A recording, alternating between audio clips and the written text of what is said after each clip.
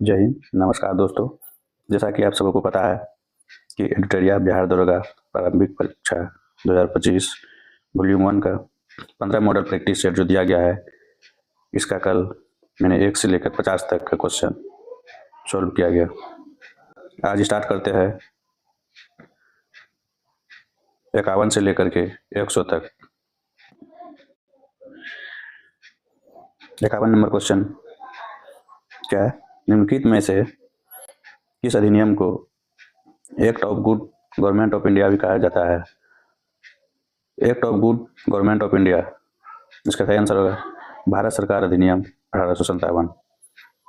भारत सरकार अधिनियम 1858 को act of good government of India भी कहा जाता है। इस अधिनियम के तहत ब्रिटिश सरकार ने भारत के शासन को अपने अंतर्गत ले लिया। बोर्ड ऑफ कंट्रोल और कोर्ट ऑफ डायरेक्टर को समाप्त करके द्वैत प्रणाली को समाप्त कर दिया गया। नेक्स्ट क्वेश्चन है, संविधान के प्रमुख समितियों में अल्पसंख्यक उप समिति के अध्यक्ष कौन थे? तो इसका सही आंसर हो जाएगा एस.सी. मुखर्जी। भारतीय संविधान के प्रस्तावना में न्याय के तत्वों को लिया गया है। तो भारतीय संविधान के प्रस्तावना में न्याय के तत्वों को कहाँ से लिया गया है? तो न्याय के तत्वों को रूसी क्रांति से लिया गया है। हम जानते हैं कि भारतीय संविधान के प्रस्तावना में न्याय के 3 आयाम है: सामाजिक न्याय, आर्थिक न्याय और राजनीतिक न्याय। और नेक्स्ट क्वेश्चन है, संविधान के किस अनुच्छेद में यह उल्लेख किया गया है कि आप अपराध के लिए किसी अभियुक्त व्यक्ति को स्वयं अपने विरुद्ध साक्षी होने के लिए बाध्य नहीं किया जाएगा? यह किस अनुच्छेद में लिया गया है? अनुच्छेद 20 का 3 में लिया गया है। नेक्स्ट क्वेश्चन है, भारत में न्यायपालिका का कार्यपालिका से पृथक का उल्लेख वर्णन है। तो इसका सही आंसर हो जाएगा राज्य के नीति निर्देशक तत्व से। भारत में न्यायपालिका का कार्यपालिका से पृथक्करण का उल्लेख राज्य के नीति निर्देशक तत्व से लिया गया है। अगला क्वेश्चन, भारत की संसद के संबंध में निम्नलिखित में कौन सा कथन सही नहीं है? कौन सा कथन सही नहीं है? मंत्रिमंडल को लोकप्रिय सदन में बहुमत का विश्वास प्राप्त रहना चाहिए, ये सही है। संसद का सर्वप्रथम कार्य मंत्रिमंडल का प्रावधान करता है, ये भी सही है। संविधान में एक संसदीय प्रणाली की सरकार का प्रावधान है, ये भी सही है। मंत्रिमंडल की सदस्यता निम्न सदन तक ही सीमित है, ये हमारा ऑप्शन गलत है, ये हमारा सही होगा डी ऑप्शन। भारतीय संसद का सचिवालय के संबंध में कौन सा कथन सत्य है? भारतीय संसद का सचिवालय के संबंध में कौन सा कथन सत्य है? तो सचिवालय के संबंध में सत्य हमारा सरकार से स्वतंत्र, संसदीय कार्य मंत्री के अधीन, ये नहीं, राष्ट्रपति के अधीन, ये नहीं, सर्वोच्च न्यायालय के अधीन, नहीं। तो सही आंसर हो जाएगा सरकार से स्वतंत्र। सूची 1 को सूची 2 के साथ सम्मिलित कीजिए। सूची 1 में दिया गया है, सूची 1 सूची 2 से मिलाया जाएगा। लोक लेखा समिति, लोक लेखा समिति वित्तीय समिति से, विभागीय समिति इसका जगह स्टैंडिंग समिति, याचिका समिति का सही आंसर हो जाएगा कार्यकारी समिति, स्टॉक मार्केट इसका संयुक्त समिति का सही ऑप्शन हो जाएगा तदर्थ समिति। तो इसका सही ऑप्शन हो जाएगा D number, option number D. Next question है, 71वें संविधान संशोधन, 71वें संविधान संशोधन अधिनियम 1992 द्वारा निम्नलिखित भाषाओं में से किस भाषाओं को संविधान के 8वीं अनुसूची में नहीं जोड़ा गया? तो इसका सही आंसर होगा कश्मीरी।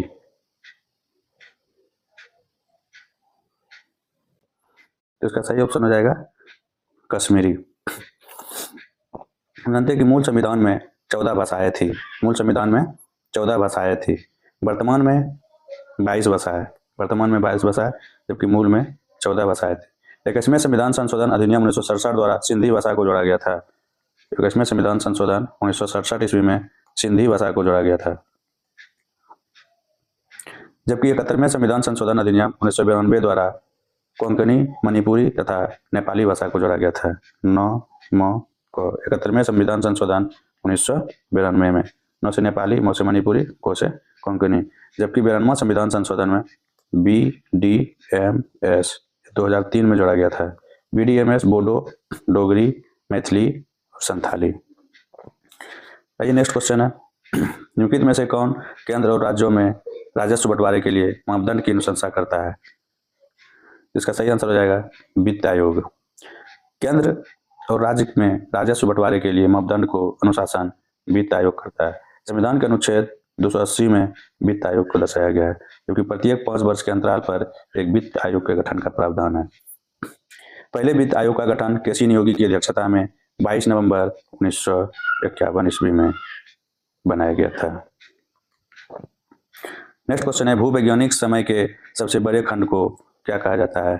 तो भूवैज्ञानिक समय के सबसे बड़े खंड को ईओन कहा जाता है। तो इसमें इसका है कि सबसे पहले ईओन आता है, फिर इसके बाद महाकल्प आता है, फिर इसके बाद कल्प आता है, फिर इसके बाद युग आता है, फिर इसके बाद काल आता है। इसका सही क्रम ये है।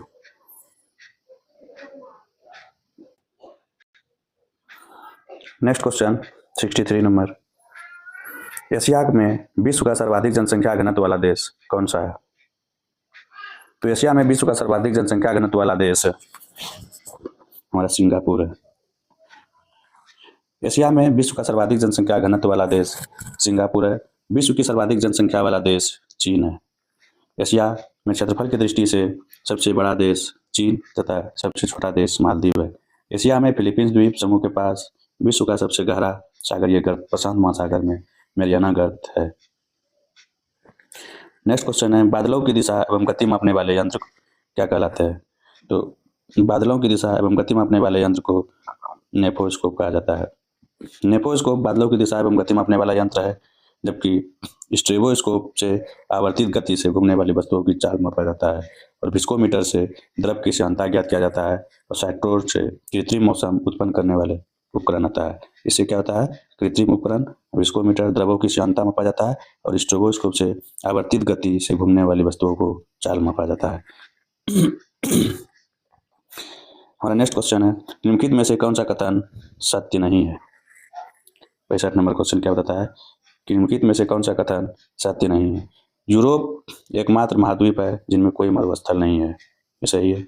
विश्व का सबसे शुष्कतम स्थल अटाकामा मरुस्थल है, ये भी सही है। विश्व का सबसे बड़ा उष्ण मरुस्थल सहारा है, ये भी सही है। तो मतलब हमारा सब ऑप्शन सही है। कौन सा कथन सही नहीं है? तो कौन सा कथन सही नहीं है? Option number D.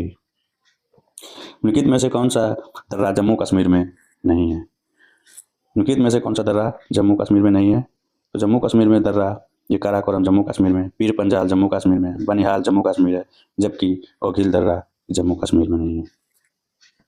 Next question चलते हैं, सिंधु नदी की सबसे बड़ी सहायक नदी कौन सी है? तो सिंधु नदी की सबसे बड़ी सहायक नदी चेनाब है। चेनाब नदी सिंधु नदी की सबसे बड़ी सहायक नदी है। यह पीर पंजाल में गहरा जौज बनाती है एवं अखनूर के निकट मैदान में प्रवेश करती है। चंद्र तथा भागा इसके उद्गम स्थान है, जो लाहुल के बड़ा लचा के दर्रे से दोनों ओर स्थित है। नेक्स्ट क्वेश्चन, निम्नलिखित में से कौन सा कथन सत्य है? भारत का सर्वाधिक लंबा राष्ट्रीय राजमार्ग NH 44 है। भारत का सर्वाधिक लंबा राष्ट्रीय राजमार्ग NH 44 है, सही है। NH 44 में जवाहर सुरंग स्थित है, ये भी सही है। राष्ट्रीय राजमार्ग संपूर्ण देश के सड़कों के कुल लंबाई के लगभग 2% है, ये भी सही है। हमारा ऑप्शन है लगभग सारा सही है। राष्ट्रीय पर्यावरण अभियांत्रिकी शोध संस्थान नीरी की स्थापना कब हुई थी? नीरी की स्थापना 1958 ईस्वी में की गई थी। नेक्स्ट क्वेश्चन है, वन्यजीव अभयारण्यों की सर्वाधिक संख्या कहाँ है? तो वन्यजीव अभयारण्यों की सर्वाधिक संख्या अंडमान एवं निकोबार द्वीप समूह में।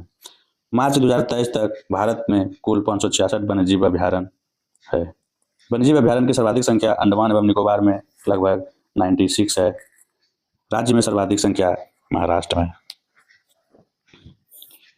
जीवित मानव शरीर में सबसे कम मात्रा में पाया जाने वाला कौन सा तत्व है? तो जीवित मानव शरीर में सबसे कम मात्रा में पाया जाने वाला तत्व हमारा मैग्नीज है। नेक्स्ट क्वेश्चन है, इलेक्ट्रॉन की तरंग प्रकृति की खोज किसने की थी? तो इलेक्ट्रॉन की तरंग प्रकृति की खोज डी ब्रोगली ने किया गया था। आधुनिक आवर्त सारणी के वर्ग में ऊपर से नीचे आने पर आधुनिक आवर्त सारणी में वर्ग ऊपर से नीचे आने पर तत्वों की विद्युत ऋणात्मकता दर पर क्या प्रभाव पड़ता है? तो विद्युत ऋणात्मकता ऊपर से नीचे आने पर क्या होती है? डिक्रीज होती है, घटती है। नेक्स्ट क्वेश्चन है, निलंबन में प्रक्षेपित कणों का आकार कितना होता है? तो निलंबन में प्रक्षेपित कणों का आकार 10⁻³ से 10⁻⁴ होता है। अगला क्वेश्चन है, लिमोनाइट निम्नलिखित में से किस धातु का अयस्क है? तो लिमोनाइट लोहा का अयस्क है। लिमोनाइट किसका अयस्क है? लोहा का अयस्क है। लेड गलना के लिए हो जाएगा, कोबाल्ट स्मेल्टाइट, पोटासियम नाइटर, कार्नेलाइट इत्यादि। निम्नलिखित में से किसे रोमन विट्रल के नाम से जाना जाता है या कहा जाता है? तो रोमन विट्रल हरा कशिश को कहा जाता है, जबकि उजला थोथा जिंक सल्फेट, नीला थोथा कॉपर सल्फेट, इसे तुतिया भी कहा जाता है, और लाल थोथा कोबाल्ट सल्फेट को कहा जाता है। नेक्स्ट क्वेश्चन है, निम्नलिखित में से किसे नोबेल का तेल भी कहा जाता है? नोबेल का तेल ट्राई नाइट्रो ग्लिसरीन को कहा जाता है, TNG, इसे नोबेल का तेल भी कहा जाता है। निम्नलिखित में से सबसे प्रबल उपचायक कौन सा तत्व है? प्रबल उपचायक तत्व इनमें से फ्लोरीन को कहा जाता है। सबसे प्रबल ऑक्सीकारक एजेंट भी फ्लोरीन है। ऑक्सीकारक ऑक्सीडाइजिंग एजेंट जिस पदार्थ का अपकरण होता है, अर्थात जो पदार्थ इलेक्ट्रॉन ग्रहण करता है, उसे ऑक्सीकारक कहलाता है। नेक्स्ट क्वेश्चन है, जीव द्रव्य सिद्धांत के प्रवर्तक निम्नलिखित में से किसे माना जाता है? उसका सही आंसर हो जाएगा हर्टविग। कुछ महत्वपूर्ण जीव विज्ञान के प्रमुख नियम या सिद्धांतों के प्रवर्तक जो हम यहाँ देखेंगे। जीव सिद्धांत DH मॉर्गन, कोशिका सिद्धांत की खोज स्लाइडेन एवं स्वान को कहा जाता है। द्विनाम पद्धति कैरोलस लिनियस, आनुवांशिकता सिद्धांत मेंडल, उपार्जित लक्षणों की वंशानुगति का नियम लेमार्क को कहा जाता है, जबकि प्राकृतिक वर्णन सिद्धांत नेचुरल सिलेक्शन डार्विन को कहा जाता है। निम्नलिखित में से कौन सा कथन सत्य है? तो प्रोकैरियोटिक कोशिका में केंद्रिक अनुपस्थित होता है, ये सही है। यूकैरियोटिक कोशिका में केंद्रक झिल्ली अनुपस्थित होता है, ये गलत। प्रोकैरियोटिक कोशिका में लिंग प्रजनन पाया जाता है, ये भी गलत। इनमें से सभी ये भी गलत। निम्नलिखित में से कौन सा कथन सत्य है? प्रोकैरियोटिक कोशिका में केंद्रिका अनुपस्थित होती है, ये सही होगा। निम्नलिखित में से किसे कोशिका के अणुओं का यातायात प्रबंधक कहा जाता है? तो कोशिका के अणुओं का यातायात प्रबंधक गोल्जी काय को कहा जाता है। हम जानते हैं कि गोल्जी काय, इसकी खोज कैमिनो गोल्जी नामक वैज्ञानिक ने किया गया था। यह सूक्ष्म नलिकाओं के समूह एवं थैलियों का बना होता है। गोल्जी कॉम्प्लेक्स में कोशिका द्वारा संश्लेषित प्रोटीन एवं अन्य पदार्थ की पुटिकाओं के रूप में पैकिंग की जाती है। नेक्स्ट क्वेश्चन है, जीन की आनुवंशिक विचारधारा के अनुसार जीन के कार्य की इकाई को क्या कहा जाता है? तो जीन के आनुवंशिकता विचारधारा के अनुसार जीन के कार्य की इकाई को सिस्ट्रॉन कहा जाता है। जानते हैं कि 1956 ईस्वी में एस बेंजर द्वारा जीन की आनुवंशिक विचारधारा दी गई। नेक्स्ट क्वेश्चन है, जीव द्रव्य में कार्बनिक तथा अकार्बनिक यौगिकों का अनुपात क्या होता है? तो जीव द्रव्य में कार्बनिक तथा अकार्बनिक यौगिकों का अनुपात 19:81 होता है। नींबू में लिटिल लीफ रोग किस तत्व की कमी से होता है? तो नींबू में लिटिल लीफ नामक रोग तांबा की कमी से होता है। जानते हैं कि नींबू में लिटिल लीफ रोग, डाइबैक रोग तांबा की कमी से होता है। या निम्नलिखित रोग या लक्षण या तत्व की कमी से होने वाले पौधों में तत्वों की कमी से उत्पन्न होने वाले रोग है। आम एवं बैगन में लिटिल लीफ, धान में खैरा रोग जस्ता की कमी से, मटर में मार्स रोग मैग्नीज की कमी से, फूल गोभी में ब्राउनिंग बोरॉन की कमी से, लीची में पत्ती जलना पोटेशियम की कमी से। नेक्स्ट क्वेश्चन है 85 नंबर, निम्नलिखित में से किस संघ के सभी जंतु खारे जलों में पाए जाते हैं? उसका सही आंसर हो जाएगा संघ पोरीफेरा। संघ पोरीफेरा के संघ सभी जंतु खारे जल में पाए जाते हैं। ये बहुकोशिकीय जंतु है, परंतु कोशिकाएं नियमित ऊतकों का निर्माण नहीं करती। शरीर में असंख्य छिद्र पाए जाते हैं। शरीर में एक गुहा पाई जाती है जिसे स्पंज गुहा कहते हैं, जैसे साइकस, मायोनिया, स्पंज इत्यादि। नेक्स्ट क्वेश्चन 86 नंबर, मेढक निम्नलिखित में से किस वर्ग के प्राणी के अंतर्गत आते हैं? तो मेढक एम्फीबिया वर्ग प्राणी के अंतर्गत आते हैं। तो आइए एम्फीबिया वर्ग के प्राणी के बारे में कुछ जानते हैं। ये सभी प्राणी उभयचर होते हैं। ये असमतापी होते हैं। श्वसन, कलोमों, त्वचा एवं फेफड़ों द्वारा होता है। इसके हृदय 3 वेशमी होते हैं। उभयचर के हृदय क्या होती है? 3 कोष्ठक के होते हैं, 2 आलिंद एवं 1 नीलय। मेढकों में टटराहट वास्तव में मैथुन के लिए पुकार जाती है। नेक्स्ट क्वेश्चन, निम्नलिखित में से किस पादप हार्मोन के छिड़काव से बृहत आकार के फल तथा फूलों का उत्पादन किया जाता है। तो इसका सही आंसर हो जाएगा जिबरेलिन्स। जिबरेलिन्स पादप हार्मोन के छिड़काव द्वारा बृहत आकार के फल तथा फूलों का उत्पादन किया जाता है। जिबरेलिन्स पादप हार्मोन कवक से निकले जाते हैं। यह हार्मोन बौने पौधे को लंबा कर देता है या बीजों की प्रसूति भंग कर उनको अंकुरित होने के लिए प्रेरित करते हैं। नेक्स्ट क्वेश्चन, पौधे में प्रकाश संश्लेषण के संबंध में निम्नलिखित कौन सा कथन सत्य है? पौधे में प्रकाश संश्लेषण के संबंध में निम्नलिखित में से कौन सा कथन सत्य है? प्रकाश संश्लेषण के लिए कार्बन डाइऑक्साइड, पानी, क्लोरोफिल तथा सूर्य का प्रकाश आवश्यक है। सही है। प्रकाश संश्लेषण की दर लाल रंग के प्रकाश में सबसे अधिक एवं बैंगनी रंग के प्रकाश में सबसे कम होती है। ये भी सही है। प्रकाश संश्लेषण की क्रिया के दौरान जल का उपचयन ऑक्सीजन के बनने में तथा कार्बन डाइऑक्साइड का अपचयन ग्लूकोज के निर्माण में होता है। ये भी सही है। तो इसका मतलब है कि ये इनमें से ऑप्शन नंबर डी आ जाएगा, इनमें से सभी। नेक्स्ट क्वेश्चन है, निम्नलिखित में से कौन सा कथन सत्य है? दाब एक अदिश राशि है। ये सही है। Pressure force per unit area. कार्य की विमीय सूत्र ml2 T-2 होता है। ये भी सही। विस्थापन धनात्मक ऋणात्मक हो सकता है परंतु शून्य नहीं हो सकता है। ये गलत, शून्य भी हो सकता है।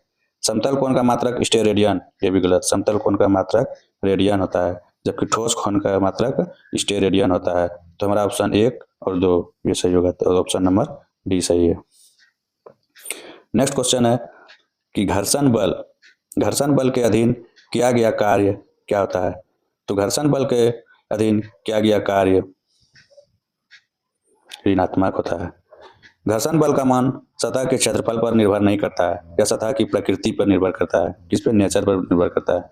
घर्षण के कारण ऊर्जा का क्षय नहीं होता है, यह तापीय ऊर्जा में बदल जाता है। 91 नंबर क्वेश्चन, भूअस्थायी उपग्रह के संबंध में कौन सा कथन सत्य नहीं है? यह पूरब से पश्चिम की ओर परिक्रमा करता है। ये सही है। इसका परिक्रमण काल पृथ्वी के परिक्रमण काल के बराबर होता है। ये भी सही है। इसका कक्षीय वेग 8 किलोमीटर प्रति सेकंड होता है। यही नहीं है। इसका कक्षीय वेग 3.1 किलोमीटर प्रति सेकंड होता है। तो इसका सही आंसर हो जाएगा ये। निम्नलिखित में से कौन सा कथन सत्य है? निम्नलिखित में से कौन सा कथन सत्य है? एक विद्युत धारा दूसरी विद्युत धारा पर बल लगाती है। इसकी खोज एलोसांड्रो वोल्टा ने किया था। ये गलत। जब समानांतर चालकों में से एक ही दिशा में विद्युत धारा प्रवाहित होती है तो दोनों के बीच आकर्षण बल लगता है। ये सही है। जब समानांतर चालकों में एक दूसरे के विपरीत दिशा में विद्युत धारा प्रवाहित होती है तब उनके बीच प्रतिकर्षण बल लगता है। ये सही है। तो हमारा ऑप्शन 2 और 3 B number option. Next question 93 number, सरल सूक्ष्मदर्शी की आवर्धन क्षमता क्या होती है? तो तुम जानते हैं सरल सूक्ष्मदर्शी की आवर्धन क्षमता m बराबर 1 + dy/f होता है। सूची 1 को सूची 2 के साथ सुमेलित कीजिए।